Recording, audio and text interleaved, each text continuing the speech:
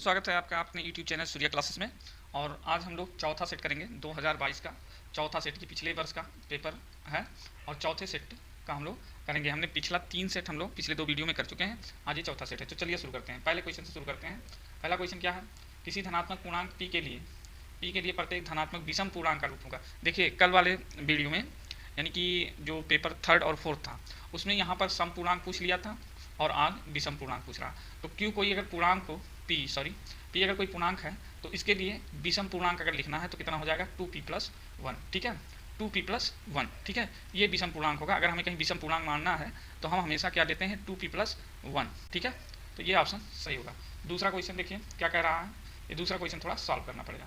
दूसरा क्वेश्चन क्या कह रहा है कि देखिए तीन बिंदु दिए हैं, निर्देशांक ज्यामिति से क्वेश्चन है, ए बी और सी, इन तीनों के निर्देशांक दिए -4 0 4 0 और सी का 0 और 3, ठीक है। ये त्रिभुज के शीर्ष है, ये त्रिभुज किस प्रकार का होगा, समकोण होगा, समद्विबाहु होगा, विषमबाहु होगा या समबाहु होगा, ठीक है।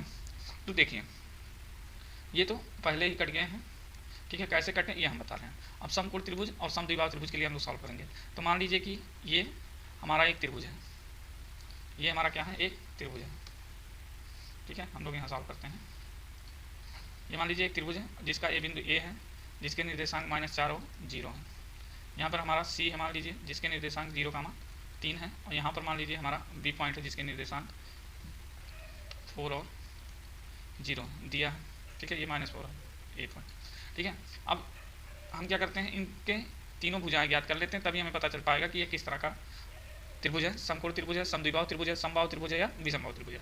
तो चलिए हम लोग निकालते हैं इनके तीनों भुजाओं। तो हम फार्मूला आपको पिछले ही वीडियो में बता चुके हैं, पिछले 2 वीडियो में, दोनों वीडियो में हमने बताया था कि अगर 2 पॉइंट दिए हैं इस तरह से जिसके निर्देशांक हमें ज्ञात हैं, ठीक है, यानी उनकी x अक्ष से और y से दूरी ज्ञात है, तो हम इनके बीच की दूरी निकाल सकते हैं। तो जैसे मान लीजिए हमने बताया था आपको कि अगर a कोई x1 और y1, ये कोई पॉइंट है जिसके निर्देशांक हमारे x1 और y1 है, और b अगर कोई पॉइंट है जिसके निर्देशांक x2 y2 है, तो इनके बीच की दूरी यानी ab जो होगा वो क्या होगा, √x1 - x2 का होल स्क्वायर और प्लस y1 - y2 का होल स्क्वायर। ये होता है इनके बीच की दूरी, इन दो बिंदुओं के बीच की दूरी। तो इसी का हम यूज़ करेंगे यहाँ पर, ठीक है, और तीनों भुजाएं हम लोग ज्ञात करेंगे। ए बी पहले निकालते हैं। तो देखिए ए बी के लिए यहाँ पर हम मान लेते हैं ये x1 है और ये y1 है, सॉरी ये हमारा x2 है और ये क्या है, y2 है, ठीक है। तो ए बी अगर हम निकालना चाहें तो ए बी बराबर क्या हो जाएगा, √x1 कितना है -4 और -x2 यानी कि 4, इसका होल स्क्वायर प्लस y1 यानी कि 0 और -y2 यानी कि 0 का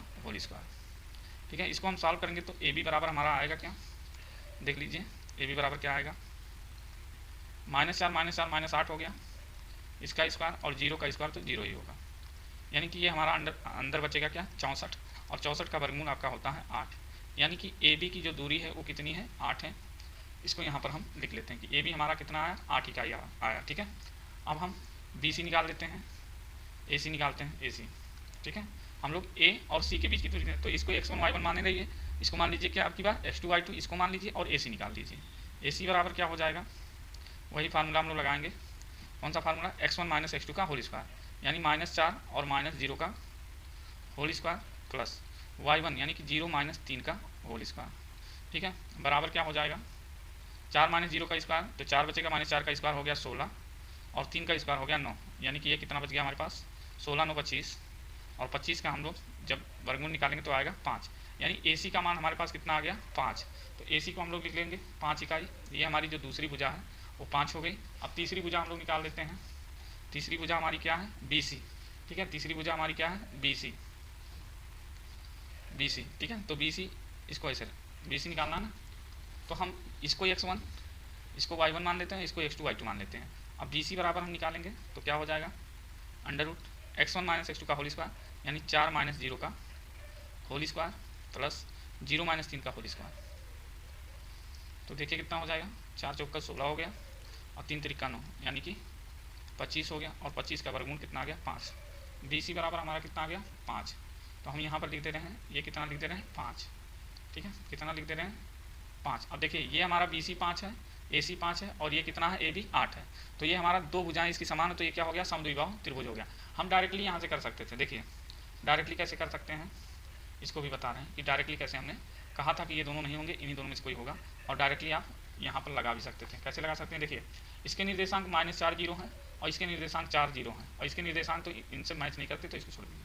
ये एक्स अक्ष से 4 दूरी पर है, वाई अक्ष से 0 दूरी पर है। ये भी एक्स अक्ष से 4 ही दूरी पर है, वाई अक्ष से 0 दूरी पर है। यानी कि अगर दूरी देखा जाए तो इन दोनों की दूरी जो मूल बिंदु है वहाँ से क्या है, एक समान है, यानी कि ये दोनों एक समान दूरी पर होंगे और इसीलिए कैसा हो जाएगा, समद्विबाहु त्रिभुज, यानी दो भुजाएं समान दूरी पर हैं। चलिए नेक्स्ट क्वेश्चन चलते हैं, क्वेश्चन नंबर 3।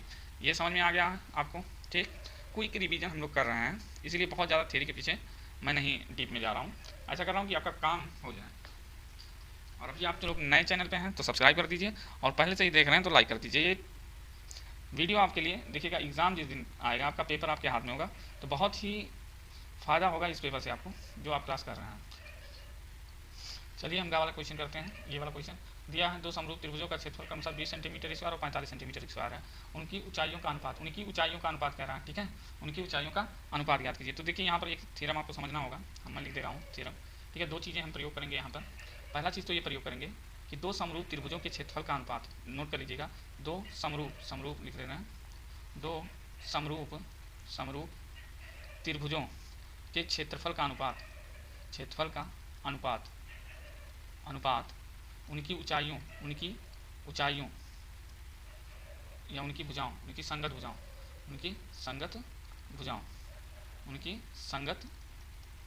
भुजाओं के वर्ग के अनुपात के बराबर होता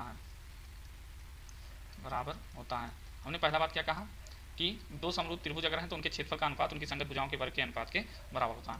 दूसरी बात क्या नोट करनी है कि अगर कोई दो समरूप त्रिभुज है, समरूप त्रिभुज के भुजाओं का अनुपात उनकी ऊंचाइयों के अनुपात के बराबर होता है।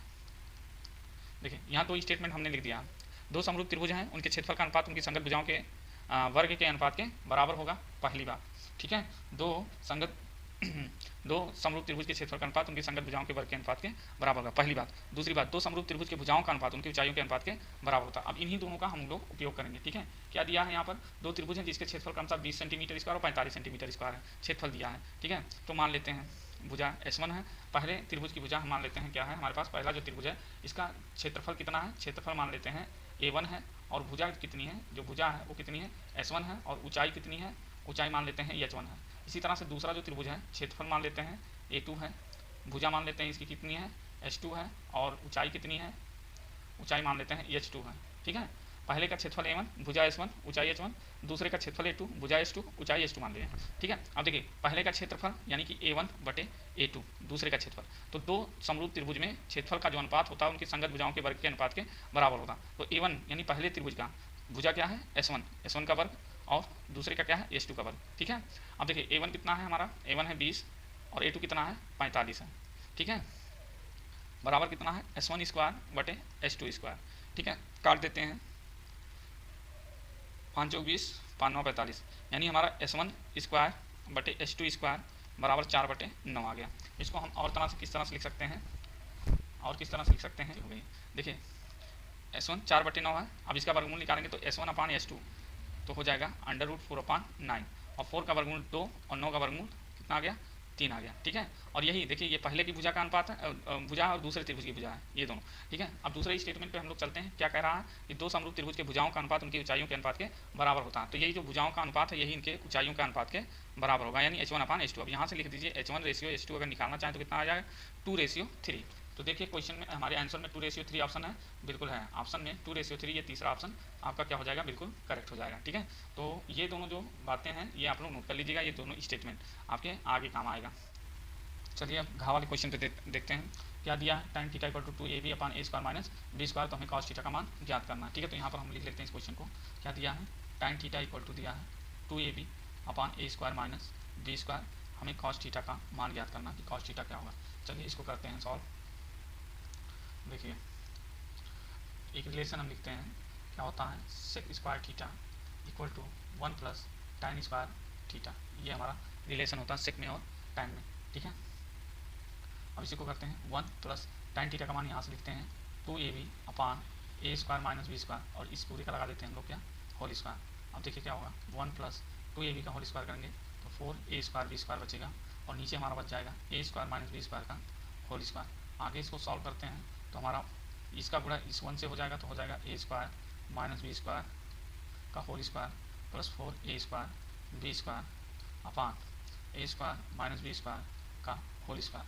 ठीक है, इसको आगे सॉल्व करते हैं हम लोग, क्या मिलेगा हमें, यहाँ देखिए इसको ओपन करेंगे हम एस ए माइनस बी के होल स्क्वायर के फार्मूले से, तो हमारा हो जाएगा a to power 4 plus b square, तो बी स्क्वायर का स्क्वायर करेंगे तो बी टू पावर 4 और माइनस 2a और बी, तो ए की जगह ए स्क्वायर है, बी की जगह बी स्क्वायर, तो ए स्क्वायर बी स्क्वायर हो गया plus 4a square b square upon a square minus b square का होल स्क्वायर। इसको और सॉल्व करेंगे तो ये हमारे पास आ जाएगा a to power 4 plus b to power 4 और minus 2ab a square b square plus 4a b square, तो ये हो जाएगा plus 2a square b square, घट जाएगा ये और ये दोनों, और ए स्क्वायर माइनस बी स्क्वायर का हमारे पास बच जाएगा होल स्क्वायर। इसको और सॉल्व करते हैं तो देखिए इसको हम लिख सकते हैं ए स्क्वायर का whole square plus b square का whole square plus 2a square b square, upon बचेगा हमारे पास a square minus b square का होल स्क्वायर। इसको और सॉल्व करते हैं तो देखिए a square plus b square plus 2ab, यानी ये दिखा है ए और बी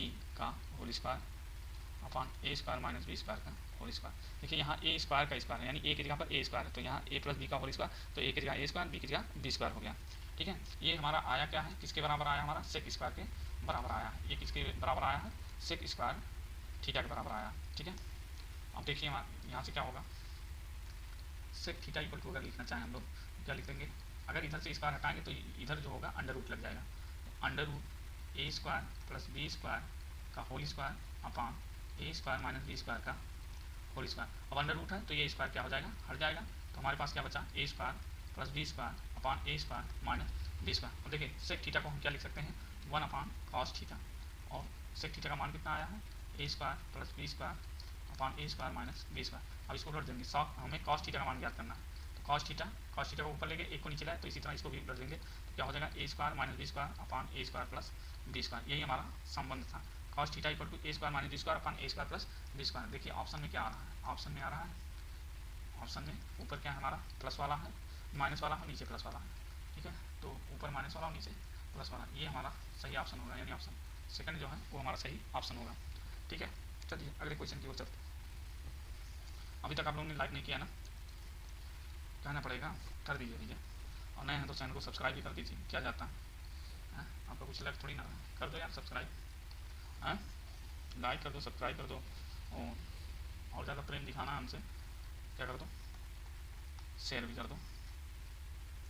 इधर देखते हैं अगला वाला क्वेश्चन, एक घड़ी की मिनट की सुई की लंबाई 14 सेंटीमीटर है, एक मिनट में सुई द्वारा रचित क्षेत्रफल होगा। तो देखिए मान लीजिए ये घड़ी है, और ये घड़ी है हमारा, ये हमारा 12 6 है 3 है 9 है, और मिनट वाली सुई है। ठीक है, मिनट वाली सुई यहाँ से चलती है, और कितना 14, एक मिनट में ये यहाँ पहुँच जाती है, मान लीजिए 1 मिनट में। ठीक है, तो ये कोण कितना बनेगा, ये कोण कितना बनेगा। ठीक है, पहले ये निकालते हैं, ये तो 14 सेंटीमीटर इसकी लंबाई दी गई है ये। ठीक है, अब ये हमको निकालना है, ये कोण कितना बनाएंगे। देखिए मिनट वाली सुई है तो 60 मिनट में एक पूरा चक्कर लगा लेती है, यानी 360 डिग्री ये घूम जाती है, 1 मिनट में पूरा चक्कर लगाएगी, और किसी बिंदु के चारों ओर का जो कोण होता है वो 360 डिग्री होता है। तो 1 मिनट में कितना लगाएगी भाई, आप ही बताइए, 360/60 इतने होगा ना। हाँ यार बोला करो, अकेले हम ही बोलते हैं। 1 मिनट में कितना हो गया बेटा, 6 डिग्री, यानी मिनट वाली सुई 1 मिनट में 6 डिग्री कोण बनाती है। कितना डिग्री, 6 डिग्री। तो ऐसे हम बना लेते हैं, ये हमारा कितना हो गया, 6 डिग्री। ठीक है, और ये लंबाई कितनी दी है, 14 सेंटीमीटर। हमें ये एक्चुअली क्या बन रहा है, ये हमारा त्रिज्यखंड बन रहा है, क्या बन रहा है, त्रिज्यखंड बन रहा है। ठीक है, यानी इसी का हमें क्षेत्रफल निकालना, त्रिज्यखंड का ये क्षेत्रफल हमें निकालना है। ठीक है, सॉरी। अब देखिए त्रिज्यखंड का क्षेत्रफल क्या होता है, यहाँ पर लिखते हैं, त्रिज्यखंड का क्षेत्रफल, त्रिज्यखंड का क्षेत्रफल क्या होता है, त्रिज्यखंड का क्षेत्रफल पाई आर स्क्वायर थीटा अपान 360 ये होता है। ठीक है, त्रिज्यखंड का क्षेत्रफल। अब यहाँ पर सब पता है, हमको पुट करना है बस। देखिए थीटा का मान 22/7 रख दिए, आर स्क्वायर 14 का स्क्वायर, आर का मान 14 दिया है ना, 1 मिनट घड़ी की मिनट की सुई 14 सेंटीमीटर है, 1 मिनट में सुई द्वारा रचित क्षेत्रफल ठीक है। 14 का स्क्वायर हो गया, थीटा का मान 6 डिग्री, और नीचे हमारा हो जाएगा 360। काट दीजिए, 6 चौक 36, 60 बच गया है, और 2 3 6 और 11 गुना 22।